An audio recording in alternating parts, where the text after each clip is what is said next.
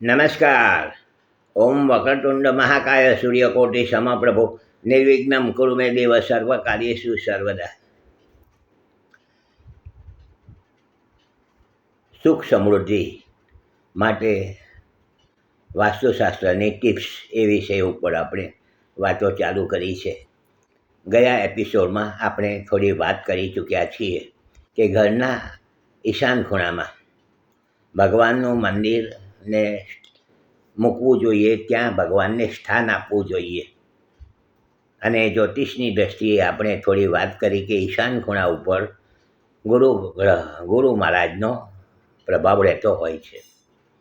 તો ઈશાન ખૂણામાં આપણું મંદિર ન મૂકતા હોય તો ત્યાં મૂકવાથી આપણા ઘરમાં ગુરુ મહારાજની આશીર્વાદ અને સાથે આપણા જે કંઈક પૂજન અર્ચન કરીએ છીએ ભગવાનનું, એમના પણ આશીર્વાદ આપણા ઉપર વરસતા રહે.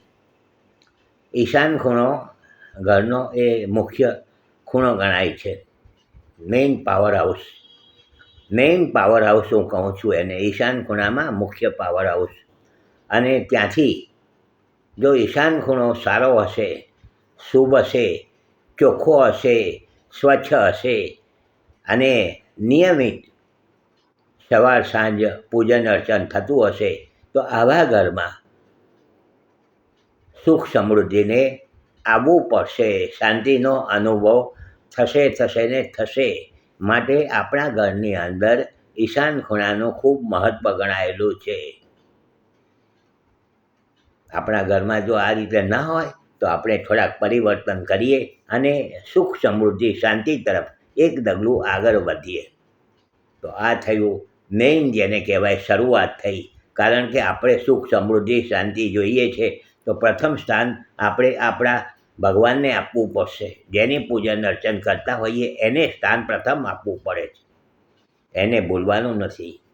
અને સાથે ઘરના મંદિરની અંદર એટલા બધા ભગવાનો ન મૂકીએ કે જેથી કરીને આપણને કંઈક પરેશાની આવે. વાસ્તુશાસ્ત્રમાં 5 અગર 7 મૂર્તિઓ કે ભગવાનનું સ્થાન આપવું જોઈએ, એનાથી વધારે ન કરવા જોઈએ. અને કરો તો કશો વાંધો નથી, પરંતુ એનું નિયમિત ચોખ્ખાઈ, સાફ સફાઈ, પૂજન અર્ચન કરવાનો આગ્રહ રાખવો જોઈએ. ઘરનું મંદિર બને ત્યાં સુધી 7ના લાકડાનું હોય તો સારું, નહીં તો કોઈ પણ લાકડાનું હોય તો ચાલી શકે છે. માર્બલનું બને ત્યાં સુધી ન પસંદ કરો તો વધુ અનુકૂળતા પ્રાપ્ત થતી હોય છે. મંદિરના ઉપર ઘુમ્મટ ન હોવો જોઈએ, ઘરના મંદિરમાં ઘુમ્મટ ન રાખવો જોઈએ. આ સામાન્ય નિયમોની વાત કરું છું.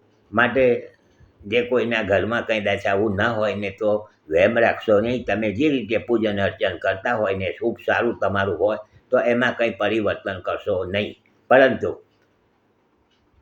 આ વાસ્તુશાસ્ત્રના જે નિયમો છે તે હું થોડી વાતો કરું છું.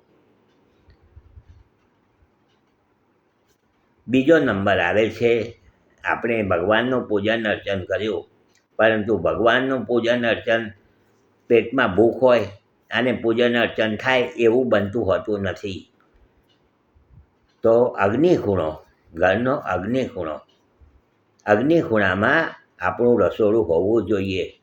અગ્નિખૂણામાં, કારણ કે અગ્નિ પ્રગટશે તો રસોઈ બનશે, અને રસોઈ બનશે તો આપણી જઠરાગ્નિ શાંત થશે અને આપણને શાંતિ અંદરથી હશે તો આપણે જે હાંસલ કરવું છે તે કરી શકીશું. તો આ બહુ મહત્ત્વની વાતો કરું છું. કાલે પાછા મળીશું. લાઈક કરજો, શેર કરજો, બીજાને જોવાની ભલામણ કરજો. યુટ્યુબ ઉપર જૂના તેમજ નવા એપિસોડો ખૂબ સારી જાણકારી પણ આપ જોઈ શકો છો. હસમુખલાલ ઝવેરીના સૌને નમસ્કાર. જય શ્રી કૃષ્ણ. ઓમ નમઃ શિવાય.